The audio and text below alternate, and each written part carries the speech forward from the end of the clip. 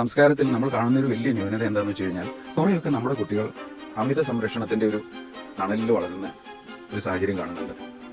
എന്നാൽ ഈ കുട്ടികളുമായിട്ട് quality time spend ചെയ്യുന്നില്ല. ഈ കുട്ടികൾ ഇങ്ങോട്ട് പറയാനുള്ളത് ക്ഷമയോടെ കേൾക്കുക, അവർക്ക് എന്തും പറയാനുള്ള ഒരു സ്വാതന്ത്ര്യം ഉണ്ടാക്കി കൊടുക്കുക, ഒന്നിനെയും വിധിക്കാതെ ജഡ്ജ് ചെയ്യാതെ കേൾക്കുക, അവന്റെ മനസ്സ് അല്ലെങ്കിൽ അവരുടെ മനസ്സ് മനസ്സിലാക്കുക. ആ തരത്തിലുള്ള ഒരു തുറന്ന ആശയവിനിമയത്തിനുള്ള സമയം കൊടുക്കാതെ കുട്ടികൾ ആവശ്യപ്പെടുന്ന സാധനങ്ങൾ മേടിച്ചു കൊടുത്ത് തികച്ചും ഒരു ഭൗതികമായിട്ടുള്ള തലത്തിൽ, മെറ്റീരിയലിസ്റ്റിക് ആയിട്ടുള്ള തലത്തിലുള്ള ഒരു വളർത്തലിന്റെ രീതിയിലേക്കാണ് നമ്മുടെ വളർത്തൽ അധപതിച്ചു പോയിട്ടുള്ളത്. പേരന്റിങ് എനിക്ക് തോന്നുന്നു ഈ പരിസ്ഥിതി നാശം പോലെ തന്നെ ഒരു നാശം സംഭവിച്ചിട്ടുള്ള ഒരു കലയാണ് ഇന്നത്തെ കാലത്ത് ഈ വളർത്തൽ എന്ന് പറയുന്ന സംഗതികൾ. അതിന് പുറമേ വരുന്നത് എന്താണെന്ന് വെച്ച് കഴിഞ്ഞാൽ ചിലരെങ്കിലും അല്പം നിയന്ത്രണമൊക്കെ പാലിക്കണം എന്നൊക്കെ തോന്നും. സത്യത്തിൽ നമ്മുടെ കുട്ടികളുടെ മേൽ അത്ര നിയന്ത്രണം മാതാപിതാക്കളുടെയോ അധ്യാപകരുടെയോ ഭാഗത്തു നിന്ന് വരരുത് എന്ന് ചിന്തിക്കുന്ന തരത്തിലുള്ള ലോബികൾ നമ്മുടെ നാട്ടിലുണ്ടോ എന്ന് എനിക്ക് സംശയമുണ്ട്. അതിന്റെ പ്രതിഫലനമാണ് ഈ തന്തവൈബ്, അമ്മാവൻ കോംപ്ലക്സ് എന്ന് തുടങ്ങിയിട്ടുള്ള ചില പ്രചരണങ്ങൾ. തന്തവൈബ് വേണ്ടേ?